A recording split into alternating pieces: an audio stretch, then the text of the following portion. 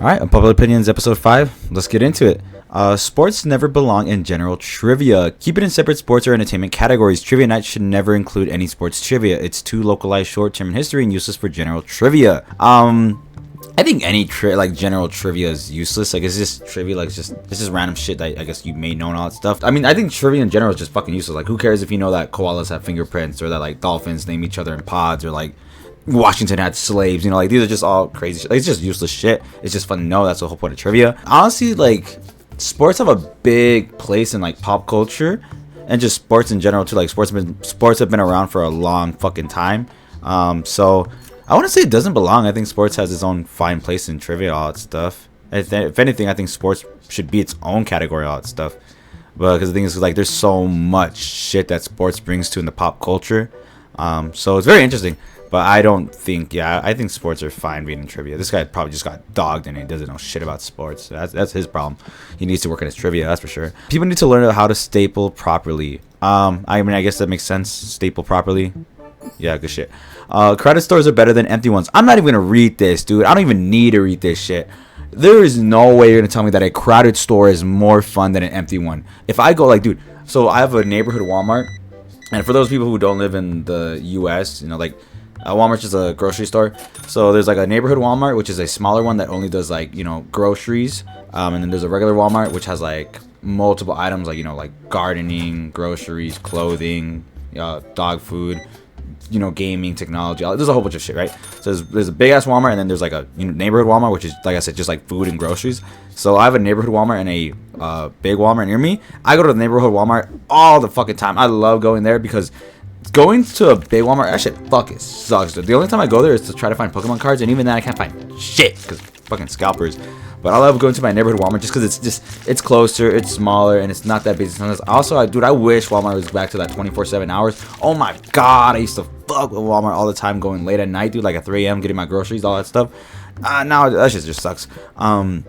But yeah, like a crowded store, fuck that. Because you gotta wait in line too. You gotta wait in line. And then some little kids crying, all that shit. And after that, trying to peek some ass. You can't get any ass. Kids crying. It probably smells like ass because you're probably sitting behind someone or waiting behind someone who smells like ass because they probably got shit up in their cheeks, all that stuff. I don't know. It's not a good experience. I prefer a empty store than a crowded store. This is an unpopular opinion for sure. The next one is broccoli isn't the problem. You just cook it wrong. Almost all my close friends hate broccoli, and I don't get it. They act like it's the worst vegetable ever, but the truth is most of them have only had it overcooked, mushy, and flavorless. Of course, if you just boil it to death or steam it without seasoning, it's going to taste bland. But when cooking it right, roasted with olive oil, garlic, and a bit of salt, or stir-fried with some soy sauce, it's actually amazing.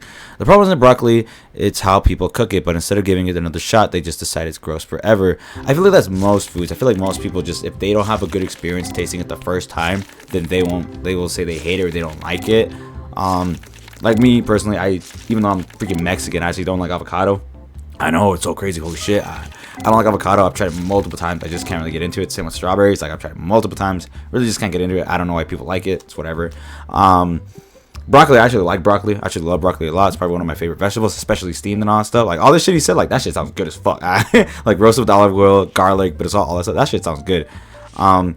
This person, is broccoli really the most hated? I don't feel like, I guess a lot of people don't like broccoli, but I never viewed it as like one of the most like hated vegetables ever, or like the most hated food ever. I feel like there's other stuff. I feel like fish. I think like anchovies or like some other type of like spam. I feel like people don't look at spam as a really good food. I don't know. Maybe people are more open to that shit. I don't know. I guess whatever. Like, broccoli's fine.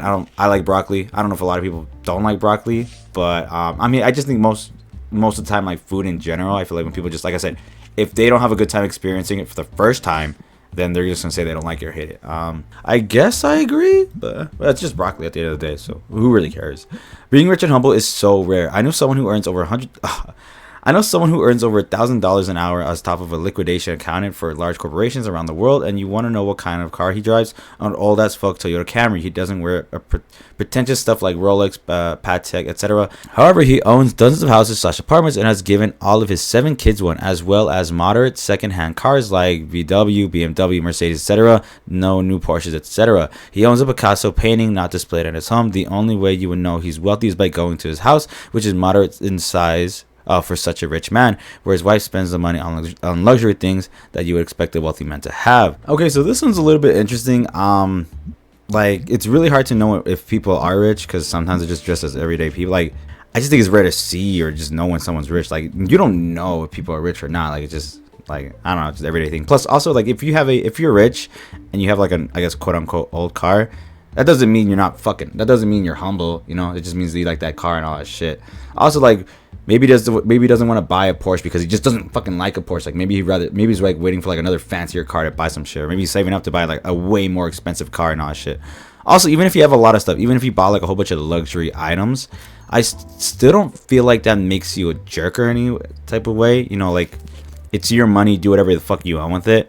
So I don't know, like I guess being rich and humble is just so rare. I don't know, man. Like I just don't think it's like that rare. You just don't know people who are fucking rich because there's people every day that probably walk beside you that's actually pretty fucking rich and you don't know that shit.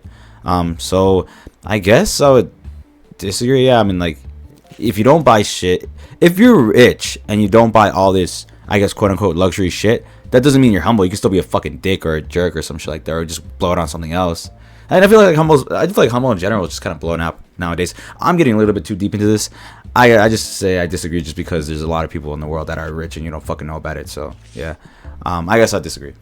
The next one is a lot of things people consider difficult aren't. They're just time consuming. Like dealing with a complex problem. Complex doesn't necessarily mean it's difficult. It just might take a little while to get through. Difficult things, on the other hand, involve an inherently lower likelihood of success. It's the difference between finding a needle in a haystack, time consuming, but you will eventually find it, and doing an ollie on a skateboard for the first time. Okay, so I think this person is getting complex confused with tedious. I think that's what he means. That things aren't difficult, they're just tedious. I think that's what he means because complex literally means like difficult. It means hard to solve, all that stuff. So if he's saying it in that regards, then I do agree. But yeah, he just has this shit mixed up for sure. Like when things difficult, it's just hard to do. It's just hard to do, but you'll get through it. Sometimes things are tedious, and because they're difficult, it just makes it really hard and all that shit. Because you have to get through a lot of time. You have to go through quite a bit of time just to get there and all that shit. And that's what makes things difficult, is that sometimes they are tedious to do. So in a way, I don't know if I agree or disagree with this shit. I think he just kind of has it wrong. But yeah, I guess like yeah, sometimes things aren't difficult, sometimes they're just tedious.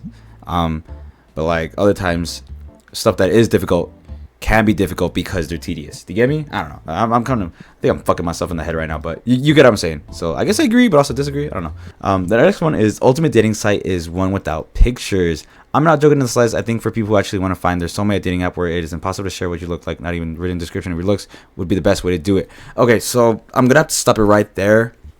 Okay, I get it. Sometimes, like looks don't matter, all that shit. I get that, The thing is, you still should be able to find that person attractive. I think, it may sound dick for me to say this shit, but I still think you should find them look-wise attractive in order to be with them, all that shit.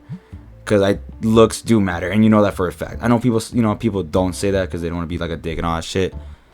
Sometimes they do matter. Like me personally, like, yes, I would want to find someone that looks good, and it doesn't have to mean that they're sexy and all that shit. I just have to find them. Like me personally, I have to find them attractive. If no one else finds them attractive, that's cool. But as long as I find them attractive, then I think that's good. That's what I mean. I'm not saying they have to be fucking sexy and all that shit, but I do think you have to somewhat find them attractive in order to be with them. That's my opinion. I think people might disagree. That's what I think. But yeah, I think like the ultimate dating site having no pictures, I just can't agree. I disagree. I disagree heavily. But yeah, that's just me. Thank you guys for watching. Let me know what you guys think, and I'll see you guys in the next one. Peace out.